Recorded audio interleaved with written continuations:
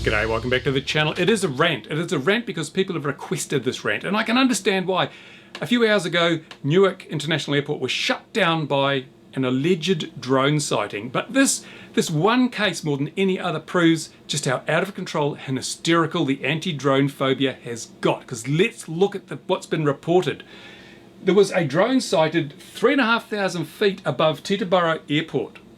So they closed down Newark International Airport, which is 20 miles away.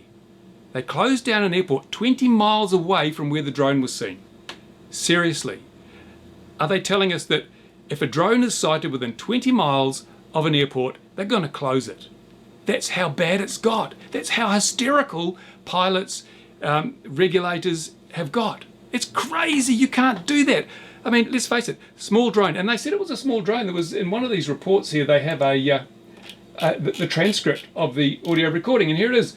There's something flying here. We thought it might be a drone. There is definitely something here. So these people have seen something. This is the pilot. We've seen something. Now, that statement would have taken, what, 5, 6 seconds, maybe 7 seconds. Remember, this is 3,500 feet. How fast are you traveling in an aircraft at 3,500 feet? You're traveling pretty quickly. So you've seen something, and it's at least 7 or 8 seconds away from you. That is a long way at several hundred miles an hour. How could you see something as small as a drone that far away? I don't think you can. Anyway, they go on to say, yes, sir, it definitely looks like a drone.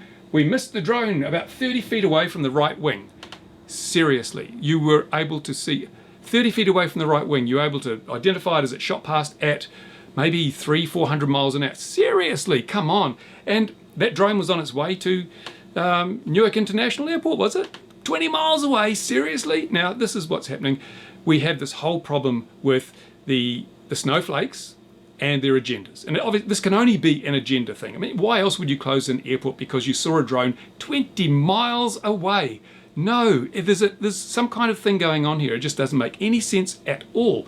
If that was the case, if 20 miles is too close, then no airport in America can really operate, because you can guarantee that it doesn't matter where your airport is, someone's going to be flying a drone within 20 miles of that airport. So shut the whole lot down. Everybody can walk, because these drones too damn dangerous, aren't they? Oh, really? Seriously?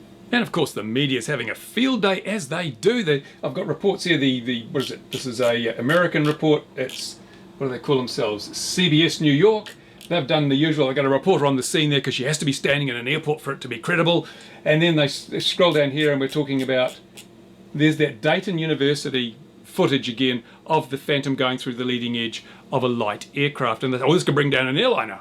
All the same crap that has largely been discounted as being not relevant or accurate in this situation where you have international airport. No, this is rubbish, but it's being regurgitated time and time again in the media's agenda. Example headlines. Let's look at the headlines here. I'll go to the BBC, and on the BBC they say, drone sighting disrupts major US airport. No, alleged drone sighting. There's no confirmation. There is no video. Why the hell do these aircraft not have dash cams? Everybody asks this, but we don't get an answer.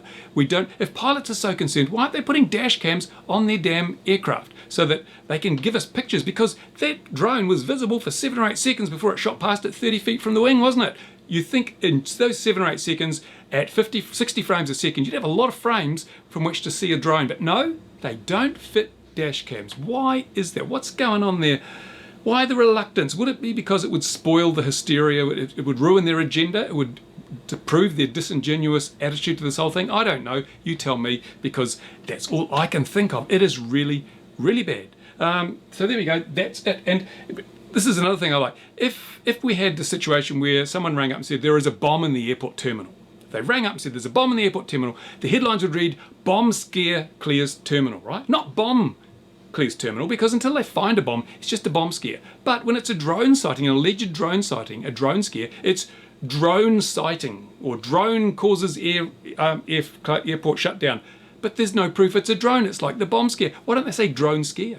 Alleged drone. But no, it's always drone. It's always, there's no question, there's no doubt, because a pilot saw it and they have epaulets. They must be right. Little snowflakes. Anyway, that's it from me. Another rant. I didn't want to make this rant because no point in ranting endlessly without new information. But I do think this was critical, because 20 miles away and they closed the airport. Explain me that, please. Somebody explain why they did that, if it wasn't just to create more media hysteria. and further the case to get these drones banned and regulated out of existence. Not good enough at all. What do you think? Put your comment in the comments. And as a final note, in the UK, the Heathrow incident where the guy got arrested or charged for flying a drone near Heathrow Airport on New Year's Eve or something, it wasn't a drone. Apparently, according to the information, reliable information, it was a Hobby King Tundra. He was flying a model aircraft near the airport, which is a silly, silly thing to do. And when questioned, apparently he said that he was a member of a model flying organisation. Was that the BMFA? Because if it was, they're going to have egg on their face, because they've been going out there telling the whole world how their hobby, the radio control model hobby, is being ruined by people with drones. And so if this was some guy flying a Tundra and he was a BMFA member, oh dear, I think the drone community deserves an apology, because yes, there are some people, a very, very tiny percentage of people, who are screwing it up by flying drones recklessly in the wrong place. Far less than the media would have us believe, but there are some people doing it. There are evidenced instances of this. And so those people are only a tiny percentage. The vast majority of multi-rotor recreational flyers are responsible, they're sensible, they're law-abiding. So BMFA, a little bit harsh, sort of trying to blame all of them for what's going on, when it may well have been one of their members. It certainly was a fixed wing flyer who caused the problem. And well, he's going to be made an example of, obviously, but he brought it on himself. He shouldn't have been flying there. Doesn't matter what he's flying. So, you know, you make your bed, you lie in it. I can't have a lot of sympathy. There you go. Thanks for watching. As I say, comments to the usual place. Thank you to my Patreon supporters who give me the freedom to rant on like this without having to worry about videos being demonetized and all that, upsetting people, because I don't care. Anyway, more videos coming. Bye for now.